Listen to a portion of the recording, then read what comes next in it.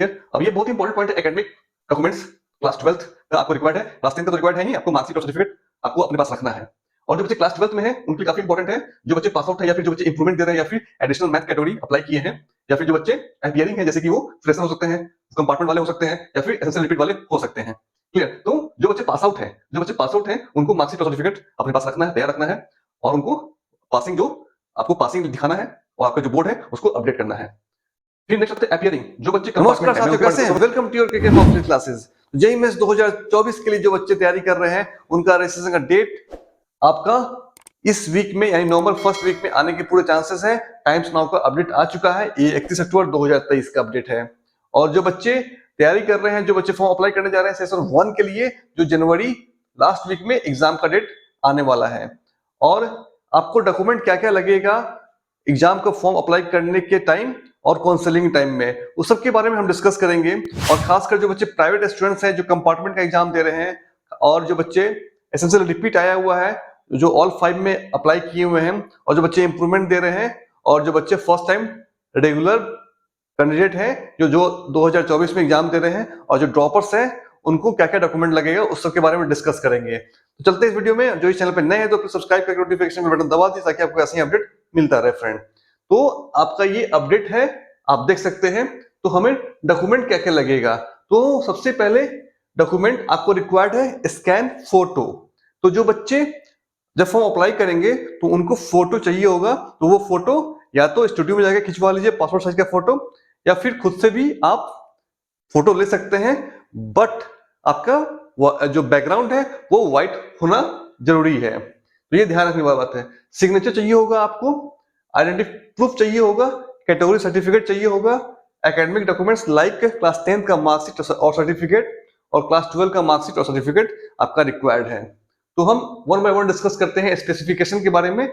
जो scan photo होगा उसका जो क्राइटेरिया है क्या होना चाहिए, तो जो आप स्कैन फोटो लेंगे वो उसका इमेज फॉर्मेट होना चाहिए जेपीजी में होना चाहिए, और साइज क्या होना चाहिए 10 KB से 200 KB के बीच में होना चाहिए, और डायमेंशन क्या होना चाहिए 3.5 सेंटीमीटर से 4.5 सेंटीमीटर होना चाहिए। और आपका बैकग्राउंड आपका व्हाइट होना चाहिए, ये ध्यान रखने वाली बात है। और विदाउट मास्क और 80% फेस आपका दिखना चाहिए, ये ध्यान रखने वाली बात है, क्योंकि बहुत सारे बच्चे अप्लाई करते हैं और फिर करेक्शन का वेट करते हैं। तो प्लीज आप लोग गलती ना करें और अभी से ही अपडेट हो जाए, क्योंकि आने वाले टाइम में आप इजिली फॉर्म अप्लाई कर पाएंगे। नेक्स्ट पॉइंट है स्कैन सिग्नेचर स्पेसिफिकेशन। जो सिग्नेचर है जो आपको चाहिए होगा, जो आप अपलोड कीजिएगा फॉर्म अप्लाई करते टाइम, तो उसका फॉर्मेट क्या होना चाहिए जेपीजी में होना चाहिए। साइज क्या होना चाहिए 4 KB से 30 KB, 4 KB से 30 KB के बीच में होना चाहिए। आप कंप्रेस कर लेना या फिर आप उसको रिसाइज करने का ऑप्शन आता है गूगल में, वहां पे आप सर्च कर सकते हो। डायमेंशन क्या होना चाहिए 3.5 सेंटीमीटर टू 1.5 सेंटीमीटर होना चाहिए। Okay clear. और जो बैकग्राउंड है वो आपका व्हाइट पेज, इट मीन्स कि जो आप सिग्नेचर करेंगे वो व्हाइट पेज पे होना चाहिए।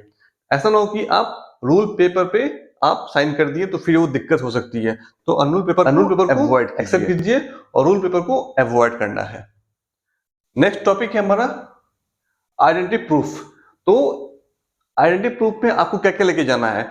आइडेंटिटी प्रूफ का मतलब है कि जो आपका फोटोग्राफ्स हो, जहां पे लाइक वोटर आईडी कार्ड, आधार कार्ड, ड्राइविंग लाइसेंस या फिर पासपोर्ट, और पैन कार्ड आप अवॉइड कीजिए ताकि आपको दिक्कत ना हो एग्जाम के टाइम में। Copy of below certificate required होगा।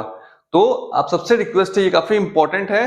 अगर जो बच्चे जनरल है उनको जरूरत नहीं है, बट जो बच्चे इस कैटेगरी से बिलोंग करते हैं तो वो प्लीज उनसे रिक्वेस्ट है कि आप लोग अगर सर्टिफिकेट है ओबीसी एनसीएल या फिर ईडब्ल्यूएस या फिर एससी या फिर एसटी पीडब्ल्यूडी अगर है तो कोई बात नहीं है, बट अगर है तो आप ध्यान रखने वाली बात है कि जेईई जो एनटीए क्या मांगता है, एनटीए आपको मांगता है कब का डेट का, ऑन और आफ्टर 1 अप्रैल 2023, क्योंकि पिछली बार 1 अप्रैल 2022 के बाद का या फिर 1 अप्रैल 2022 का ही लिया था।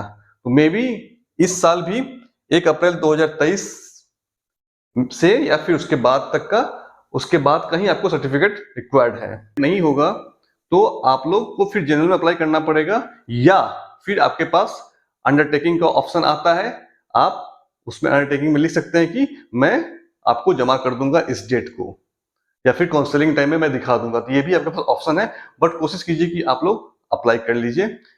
ओके, फिर नेक्स्ट पॉइंट है हमारा, और सर्टिफिकेट में क्या होना चाहिए, जो फॉर्मेट है कैटेगरी सर्टिफिकेट का, वो आपका जेई का जो ब्रोशर आएगा उसके सबसे लास्ट में या फिर सेकंड लास्ट में आपको लिखा रहेगा, इस टाइप का फॉर्मेट रहेगा। इसी फॉर्मेट में आपको अपना अप्लाई करना है और इसी को अपलोड करना है, तो ये ध्यान रखना है। क्लियर? अब ये बहुत ही इंपॉर्टेंट पॉइंट है, एकेडमिक डॉक्यूमेंट्स क्लास 12th का आपको रिक्वायर्ड है, क्लास 10 का तो रिक्वायर्ड है ही, आपको मार्कशीट और सर्टिफिकेट आपको अपने पास रखना है। और जो बच्चे क्लास 12th में हैं उनके लिए काफी इंपॉर्टेंट है, जो बच्चे पास आउट है या फिर जो बच्चे इंप्रूवमेंट दे रहे हैं या फिर एडिशनल मैथ कैटेगरी अप्लाई किए हैं, या फिर जो बच्चे अपीयरिंग हैं, जैसे कि वो फ्रेशर हो सकते हैं, कंपार्टमेंट वाले हो सकते हैं, या फिर एसेंशियल रिपीट वाले हो सकते हैं। क्लियर? तो जो बच्चे पास आउट हैं उनको मार्कशीट और सर्टिफिकेट अपने पास रखना है, तैयार रखना है, और उनको पासिंग जो आपको पासिंग दिखाना है और आपका जो बोर्ड है उसको अपडेट करना है। फिर नेक्स्ट होता है अपीयरिंग, जो बच्चे कैंडिडेट कंपार्टमेंट का और एसेंशियल रिपीट का, तो उन सबसे रिक्वेस्ट है कि आप लोग अपीयरिंग में ही अप्लाई कीजिएगा जब भी अप्लाई करेंगे तो। ओके, तो ये आपका था अपडेट। और जो बच्चे इंप्रूवमेंट दे रहे हैं, जो बच्चे इंप्रूवमेंट के लिए अप्लाई किए हैं, वो ये मत सोचे कि उनको फिर से उनका पासिंग ईयर वो अपीयरिंग अप्लाई नहीं करेंगे, उनका पासिंग ईयर 2023 ही रहेगा। तो ये ध्यान रखने वाली बात है, जो बच्चे इंप्रूवमेंट दे रहे हैं उनको भी क्या करना है, एज ए पास दिखाना है। क्लियर? और कंपार्टमेंट और एसेंशियल रिपीट वाले को अप्लाई करना है एज ए अपीयरिंग। तो ये था अपडेट, इसलिए आप लोग प्लीज रेडी हो जाइए, क्योंकि पिछली बार आपको जो फॉर्म आया था 15 दिसंबर को आ चुका था फॉर्म। ओके, इस बार फर्स्ट वीक ऑफ नवंबर में अपडेट निकल के आ रहा है कि फर्स्ट वीक ऑफ नवंबर में आपका रजिस्ट्रेशन का डेट आ जाएगा, और जो सिलेबस क्या होगा वो आपका नया सिलेबस है, कुछ डिक्रीज हो रहा है, कुछ चैप्टर्स या फिर टॉपिक्स, तो वो आपको नवंबर फर्स्ट वीक में अपडेट निकल के आ जाएगा। तो आप लोग प्लीज सब्सक्राइब करके रखिए, और जो इस चैनल पे नए हैं तो आप सबसे रिक्वेस्ट है कि जो बच्चे चैनल पे नए हैं तो प्लीज सब्सक्राइब करके, तो आप सब बच्चों से रिक्वेस्ट है कि अगर जो इस चैनल पे नए हैं तो प्लीज सब्सक्राइब करके अपडेट रखिए। तो जो बच्चे चैनल पे नए हैं तो प्लीज सब्सक्राइब कर दीजिएगा और शेयर कर दीजिए उन सब दोस्तों को जो जेईई मेंस के लिए तैयारी कर रहे हैं, एनआईटी या फिर आईआईटी में एडमिशन लेना है, या फिर अदर प्राइवेट कॉलेजेस में। ओके, तो नेक्स्ट वीडियो हमारा आने वाला है स्टेट कोड ऑफ एलिजिबिलिटी, उसके बारे में हम डिस्कस करेंगे। तो मिलते हैं अगले वीडियो में। Good luck, bye bye.